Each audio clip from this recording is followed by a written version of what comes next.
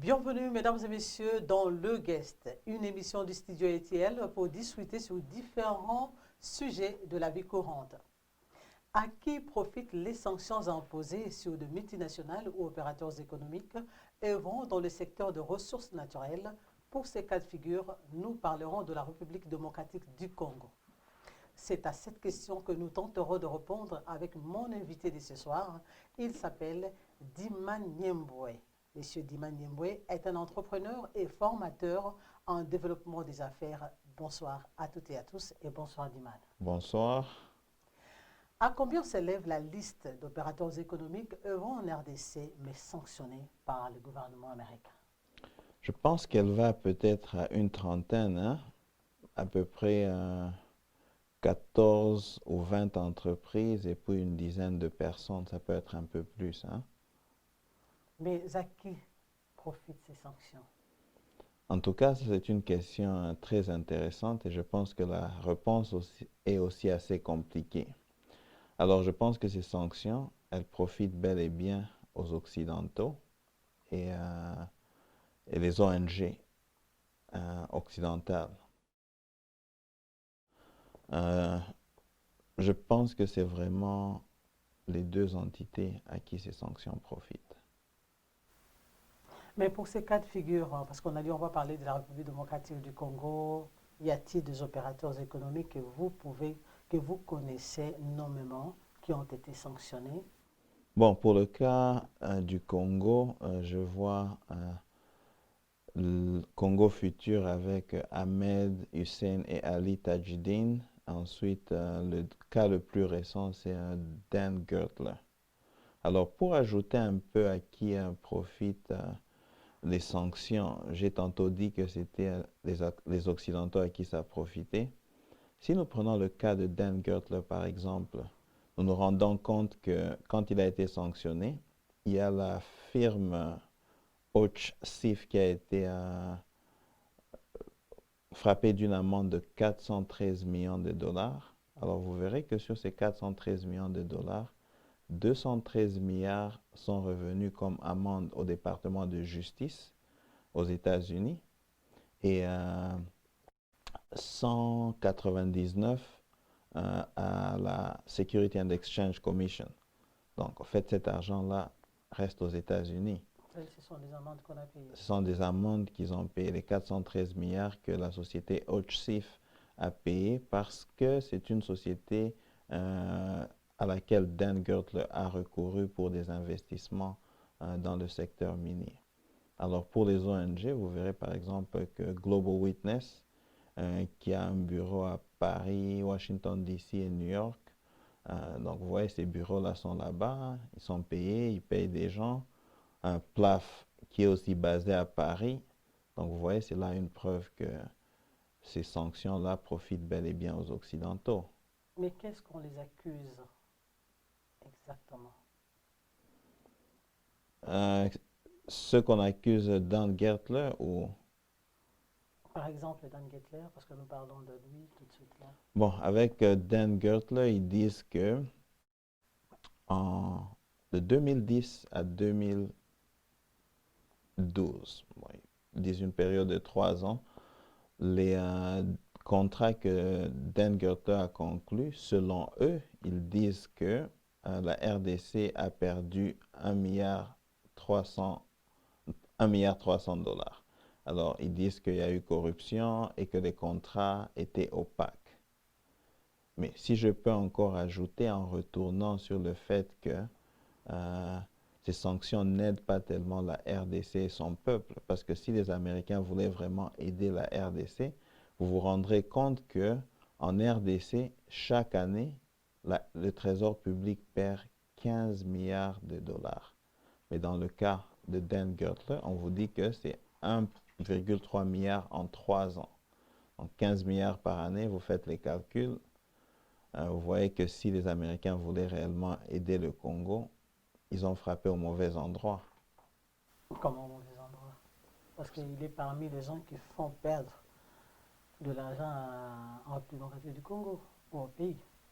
Madame, lui ne fait pas perdre, c'est un businessman qui vient Et si on lui donne des histoires qui coûtent moins cher parce que les politiques congolais sont des incompétents et ne savent pas évaluer la valeur de ceux qu'ils Comment ont. vous dites que les politiques congolais sont des incompétents? Madame, Il y a quand même des hommes intelligents au Congo. parce que les gens vous disent que les prix fixés pour les mines ou pour les contrats n'étaient pas des bons prix. Mais ce n'est pas lui qui fixe les prix. Il est arrivé dans un pays où vous avez des gens qui ont étudié, des avocats, des ministres. Donc, s'ils ne sont pas forts dans la matière, ils auraient dû engager des gens pour pouvoir évaluer et fixer un bon prix.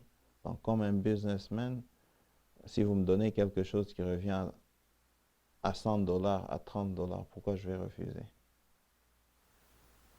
Eh bien, pour revenir aux sanctions, quelles sont les conséquences de ces sanctions sur le terrain?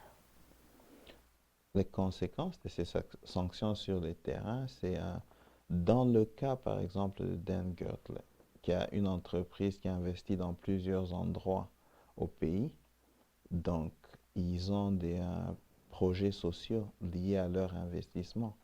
Donc, du coup, avec ces sanctions, vous ne permettez pas à Dan Gertle et ses associés de continuer à faire ce qu'ils faisaient dans le social à travers leur fondation. Donc, ça, c'est... Mais ces projets sociaux plutôt, qui sont fustigés par les ONG disent qu'il n'en a pas fait assez, il devait faire plus que ça. Bon, madame, vous voyez, les ONG, là, d'abord, elles ont un intérêt. Il y a une main noire dans plusieurs cas qui sont là pour plusieurs raisons. Vous savez que dans certaines de ces ONG, il y a des agents des services secrets des Occidentaux qui travaillent là-bas. Donc, ils ont des intérêts bien cachés. Maintenant, quand une entreprise vient investir quelque part, ce n'est pas à eux de commencer à créer des routes, construire des hôpitaux. Ils ont un programme social juste pour aider, parce que ce sont des êtres humains. Mais ça ne doit pas être leur responsabilité. Donc, dire que les investisseurs ne font presque rien, c'est pas juste parce que ce n'est pas leur travail. Ils aident, mais ils ne devraient pas faire le travail du gouvernement. Voilà, nous allons tout de suite suivre une vidéo tournée en Ituri, donc la nouvelle province de l'Ituri, entre 2014 et 2015, dans la contrée où All of DRC, une des entreprises de Dan Gedler, était en pleine étude d'exploration du pétrole. Suivez. Ok, merci. Cette agitation a sa raison d'être. Étant donné que depuis que Oil of Congo est ici, elle a commencé à poser des actions sans pour autant consulter la communauté de base. Et c'est pourquoi les peu d'actions menées par Oil of Congo qui est ici, nous avons l'hôpital qui est à Kasenyi, nous avons la radio qui est à Chomia, et il y a une petite route arrangée, un petit pont plutôt arrangé juste là où il logeait. Et tout cela était fait sans pour autant que Oil of Congo puisse consulter la communauté de base. Si Oil of Congo veut faire quelque chose pour les communautés locales, il faille que Oil of Congo prenne langue avec les membres concernés pour permettre à ce que tout s'efface et que ça soit transmis à la communauté de base. Il a été avec nous et c'est ce jour-là que nous avons présenté notre cahier de charges et que voici. Nous avons présenté ce cahier de charges, ça se trouve au niveau du gouvernement. Vous avez été déjà concerté, Tout à fait, nous avons été là, mais ce cahier de charges, le numéro 1 de Oil of Congo a dit qu'il prend ça en charge, mais il avait promis qu'il va l'exécuter à la phase d'exploitation. Après avoir visionné cet élément, ne trouvez-vous pas que les ONG ont quand même raison parce que ce sont elles qui rentrent en contact direct avec des bénéficiaires, d'où le rapport qu'elles font ne sont pas forcément faux. Bon, madame, je pense que, comme j'ai dit tantôt, les ONG ont un intérêt bien particulier, mais vous verrez que dans le cas de Oil of DR Congo, que l'entreprise est venue avec 4 millions de dollars quand le gouvernement demandait 100 000 dollars. Donc, c'est clair que l'entreprise a fait plus qu'elle ne devait faire. Les 100 000 dollars, c'est le gouvernement qui a fixé ou c'est retenu par la Constitution? Ah, je suppose que c'est le gouvernement qui a fixé. Donc, je suppose que c'est eux qui ont fixé. Donc là, ce n'est pas la faute de l'entrepreneur. Je vous rappelle qu'ici, l'entrepreneur, lui, a mis un paquet de 4 millions de dollars, là où le gouvernement demandait 100 000 dollars. Allez-y, faites les calculs et dites-moi en quoi l'investisseur ne fait pas ce qu'il doit faire, comme les ONG prétendent dire. Si j'ai une bonne mémoire, je pense que les 100 000 dollars seraient fixés par la Constitution. Donc, je pense que dans ces cas, il faut peut-être revoir ce montant par rapport à ces conflits qui peuvent exister entre les deux parties. Moi, je dirais, à mon humble avis, il existe une persistance des conflits entre les deux parties, c'est-à-dire les autochtones et l'investisseur. Ces conflits, je pense que c'est l'État congolais qui doit en principe l'arbitrer. Et je ne sais pas, à ce niveau ici, quel est le rôle que joue l'État congolais? Madame, je pense qu'il n'y a pas de conflit. Il y a un conflit quand le gouvernement pense que ce sont des investisseurs qui doivent faire leur travail. Vous savez, tant que vous êtes dans un endroit où il y a des populations, le gouvernement doit construire les routes, les centres de santé.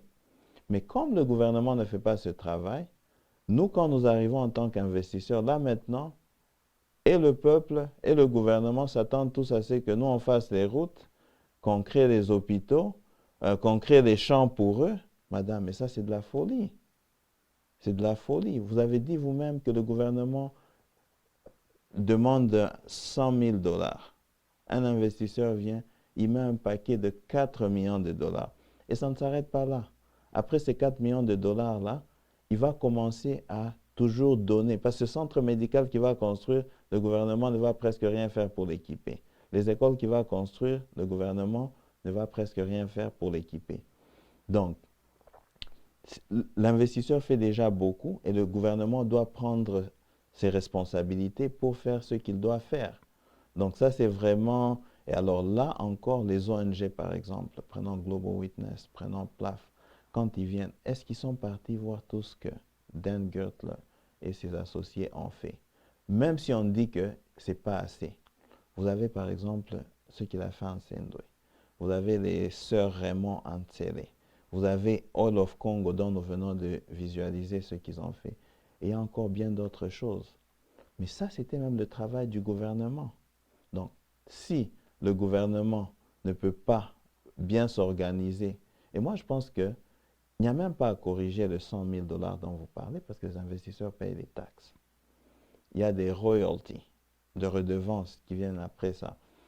Mais les investisseurs ont donné, vous faites les calculs de 100 000 dollars à 4 millions. C'est déjà beaucoup, madame. Donc je pense que le gouvernement doit apprendre à savoir ce qu'il fait et faire bien son travail. Quelles sont alors les conséquences de ces sanctions sur le terrain pour une entreprise qui fait des actions sociales en faveur des vulnérables? Les conséquences sur le terrain, dans le cas par exemple de Dan Gertler, c'est que le Dan Gertler Foundation a été fermé. Donc toutes les œuvres qu'il faisait ne sont plus faites. Donc ces gens-là, donc c'est la population locale qui bénéficiait de toute cette générosité. Donc ici, on ne va pas débattre sur ce qu'il faisait, c'est pas assez, c'est peu, parce que vous avez vu déjà au départ, ils arrivent, au lieu de 100 000, ils mettent 4 millions. Mais vous avez parlé quelque part là de la générosité. Moi, je n'aime pas trop qu'on parle de la générosité parce que moi, je pense que c'est un droit des autochtones. Ce n'est pas une faveur que M. Dan Gertler a fait aux Congolais. Madame, moi je pense que, je suis désolé, c'est un don, c'est une faveur. Si on l'avait par exemple exonéré des impôts ou des autres choses, là je dirais que c'était peut-être une faveur. Il paye les 4 millions, il construit, il paye ses impôts, il paye les travailleurs. La fondation engage des gens qui sont payés. Et cette fondation supporte parfois d'autres ONG locales financièrement. Donc ces ONG, non seulement elles peuvent payer les gens qui travaillent avec eux, mais ils servent directement les populations dans leurs besoins. Donc je pense que de ce côté-là, les choses sont quand même claires, hein? Eh bien, après avoir visionné cet élément, ne trouvez-vous pas que les ONG ont quand même raison? Parce que ce sont elles qui rentrent en contact direct avec le bénéficiaire, d'où le rapport qu'elles font ne sont pas forcément faux. Le rapport qu'ils font, par exemple, sur la situation locale. Madame, est-ce que c'est le travail d'une entreprise minière de construire les routes? Est-ce que c'est le travail d'une entreprise minière de construire les hôpitaux, les écoles? Ça, ce sont des infrastructures. En RDC, vous avez beaucoup. Vous avez le ministère des Travaux publics, vous avez l'OVD, vous avez le FONER, vous avez une dizaine de ministères pour les infrastructures, mais vous avez zéro infrastructure. Ça, ce n'est pas la faute des investisseurs. Maintenant, ces ONG, comme je disais tantôt, elles viennent pour quelles raisons? Prenons dans le cas de Dan Gertler. Ils viennent, bon, disent pour la corruption, pour aider les locaux, pour être sûr que les gens ne vivent pas dans... Pardon, vous allez continuer, mais pour ne pas seulement parler des ONG, mais il y a aussi des banquiers qui ont marché à Washington. Effectivement, c'est ça que je vous dis. Si nous devons rentrer à ça, vous êtes en 71, selon un article que Bloomberg a publié il y a 2 semaines, où on vous parle de Citibank en RDC qui, en 71, se chargeait du transfert des devises en dollars de 80%. Or, si vous voyez de 71 jusqu'à aujourd'hui, il y a beaucoup d'autres banques qui se sont installées sur le marché. Alors, pourquoi est-ce qu'on ne croirait pas que c'est un intérêt économique? Parce que parmi les banquiers dont vous avez parlé qui ont marché à Washington, il y a un monsieur Willy Mulamba qui est un haut placé à Citibank à Kinshasa, avec une de ses collègues qui s'appelle Sigal Mandelker, qui est la dame qui sanctionne au niveau du Trésor américain. Comme vous savez, dans les affaires, ce sont des intérêts économiques que les Américains défendent. Pourquoi on ne penserait pas que c'est peut-être cette main noire derrière Global Witness et PLAF pour essayer de bloquer ou d'arrêter certaines banques comme ça, parce qu'on peut supposer qu'ils ont perdu, parce qu'avec plusieurs banques qui sont venues, qui ont plusieurs correspondants pour les transferts des devises en dollars, peut-être qu'ils ont perdu leur part du marché. On peut penser qu'ils font ça aussi pour récupérer ce qu'ils ont perdu, parce que c'est du business, madame. Donc, ce n'est pas de la charité. Donc, ces ONG, comme je disais, à elles-mêmes, elles sont aussi financées par certains directeurs de ces banques, par certains hommes d'affaires riches. Donc, c'est peut-être là parce qu'aujourd'hui, tout le monde parle de ces choses comme ça, mais on ne dit pas la vérité aux gens. Et je pense que, comme je disais tantôt, moi, je suis convaincu. Mais c'est quoi la vérité?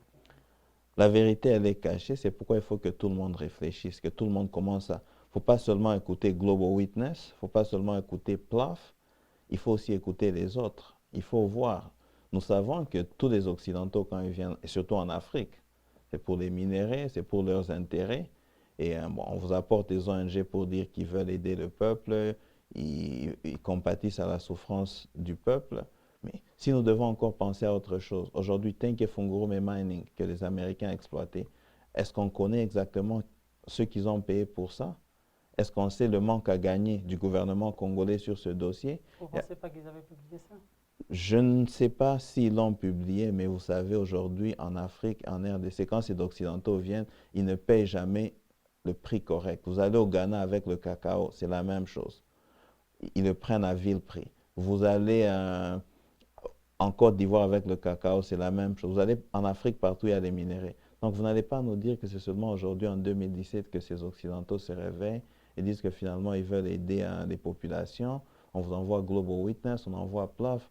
Regardez, pendant le règne de Mobutu, les Américains ont acheté beaucoup de cuivre congolais. Est-ce qu'ils l'ont acheté à la valeur marchande? Nous savons que parfois on nous impose des prix, madame. Donc ça, c'est... ils peuvent dire ça aux gens qui ne sont pas informés, mais je pense que... Moi, pour les hommes d'affaires, je pense que ces Américains doivent arrêter un peu de s'ingérer dans les affaires du Congo. Parce que ces sanctions-là n'ont vraiment pas aidé la RDC. Je vous ai montré, selon le dernier article de Bloomberg, qui montre que les 413 millions ne sont pas retournés au Congo, ils sont restés aux États-Unis. Selon certaines indiscrétions, ils disent que M. Dan Gettler aurait versé des pots de vin aux autorités congolaises. Madame, vous savez, les pots de vin, la corruption sont des jolis mots, mais ils n'ont pas été créés au Congo, madame. Hein? Mobutu a dit une fois que la corruption n'était pas un mot congolais. Alors, quand vous regardez en Occident, on nous parle des consultations, mais derrière ces consultations, c'est de la corruption. Bon, peut-être malheureusement, ou fort malheureusement, les Africains ne savent pas transformer leur corruption en consultation, mais il ne faut pas nous raconter ça, madame. C'est les pots de vin. Vous avez vu les élections aux États-Unis en 2016. Hein? Les Blancs veulent nous montrer qu'ils sont civilisés, mais au final, nous sommes tous humains. Revenons à la question de la population. À mon humble avis, il existe une persistance de conflit entre les autochtones et les investisseurs, un conflit que l'État n'arrive pas à résoudre. Quel est votre point de vue? À ce point de vue-là, madame, je pense que pour nous, en tant qu'hommes d'affaires, investisseurs, la question du gouvernement, je pense que le gouvernement doit être géré comme une entreprise normale et faire un bilan sur ce qu'ils font. Et ils doivent arrêter de... Ils doivent arrêter de penser de se dédouaner et donner la responsabilité aux investisseurs. Leur responsabilité reste leur responsabilité. Donc, pour moi, il n'y a vraiment pas de conflit entre les investisseurs et les populations autochtones. C'est juste un faux fouillant parce que le gouvernement veut se dédouaner de ses responsabilités. Selon vous, quel est le vrai rôle que l'État congolais devrait jouer pour faire exécuter les contrats de partage de production? Bon, madame, nous, en tant qu'hommes d'affaires, nous ne pouvons pas nous ingérer dans le mode de fonctionnement du gouvernement de la République démocratique du Congo, mais nous souhaitons seulement que le chef du gouvernement ou le président de la République, qui est censé être l'arbitre, puisse apporter, comment je dirais, puisse apporter quelque chose de nouveau, une nouvelle innovation pour peut-être corriger là où ils n'ont pas fait, mais ils doivent se mettre au travail. Moi, je n'ai pas beaucoup à leur apprendre. Hein. Je ne suis qu'un simple homme d'affaires qui se débrouille. Donc, je pense que de ce côté-là, je préfère... ils ont des experts. Il y a beaucoup de professeurs d'université en droit, en économie. Ils doivent peut-être s'arranger pour voir comment régler ces affaires-là. C'est parce que vous voulez pas tirer sur le gouvernement, mais je veux vous rappeler, le contrat de partage de production jusqu'en 2015 était fixé à 100 000 dollars américains. Que peut-on vraiment faire pour une contrée d'une cinquantaine de villages avec un montant comme celui-là pour exécuter ou matérialiser certains projets sociaux? Et je pense que c'est impossible de le faire. Selon vous, Madame, il faudra-t-il pas revoir les 100 000 à un autre montant ou laisser les 100 000 comme il est et attendre la volonté ou encore la volonté soit des investisseurs? madame, selon un homme d'affaires, absolument pas. Un homme d'affaires, ce n'est pas sa responsabilité de venir construire les routes, les hôpitaux. Hein. Comme je vous ai dit, ils l'ont fixé à 100 000 dollars, mais l'investisseur qui est venu, dans le cas de Dan Gertler, a mis 4 millions de dollars. Cet investisseur paye ses impôts, comme je l'ai dit et je l'ai répété plusieurs fois. Il paye les agents qui vont à leur tour payer encore des impôts. Madame, de ce côté-là, le gouvernement doit faire son travail et voir comment s'occuper de la population. Ce montant-là, je ne pense pas qu'il doit être revu. Aujourd'hui, si vous voyez les investissements directs étrangers en RDC sont très faibles. Ils s'élèvent à 80... Les investissements directs étrangers s'élèvent à peu près 1,6 milliard, venant en grande partie de 3 pays. La Chine, l'Afrique du Sud et la Belgique. Pourquoi? La RDC, au classement Doing Business, 183 sur 190. Donc la RDC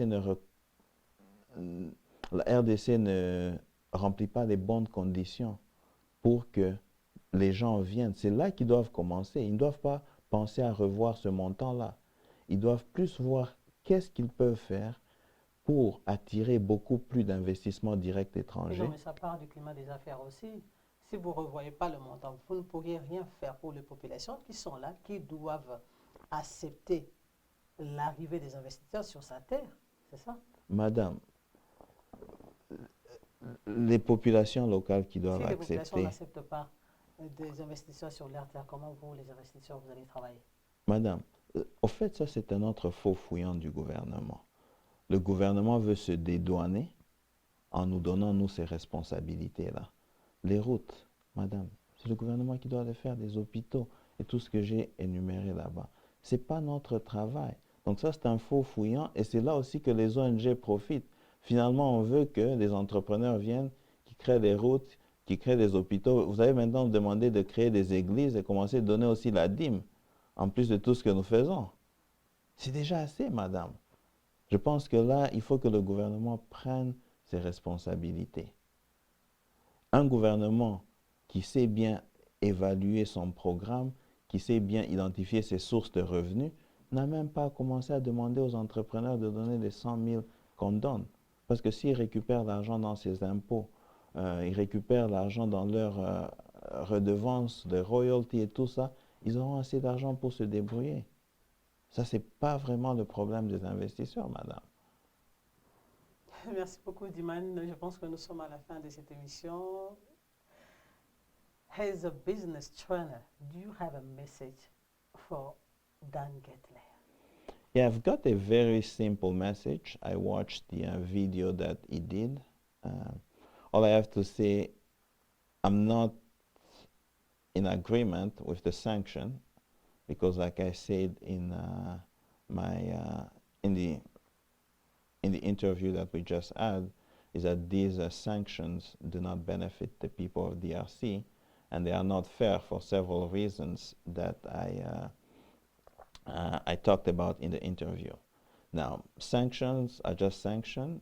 I mean, they can be lifted, and I believe in the right time and in due time they will be lifted.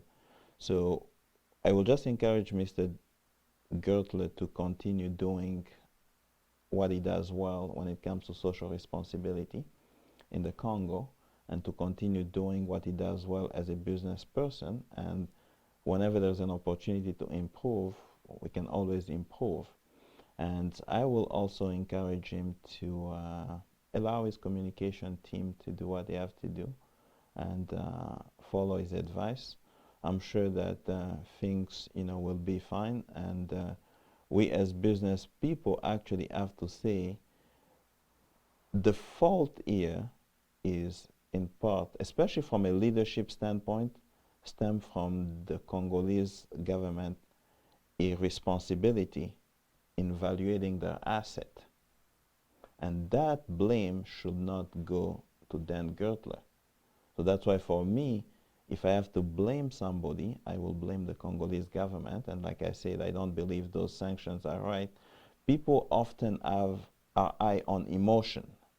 So they blame Dan, and everything they say in the news is bad about him, but nobody talks about the responsibility that the Congolese government has to ensure that they ask for the right price so that they can look after the interest of their people. And all I will say is that, things, will be okay, and it should just, continue doing what it's doing, and everything will be okay. Ok, merci beaucoup, mesdames et messieurs, de vous avoir suivis. Je sais que vous êtes restés dans votre soif de continuer à suivre cette émission. Merci, au revoir.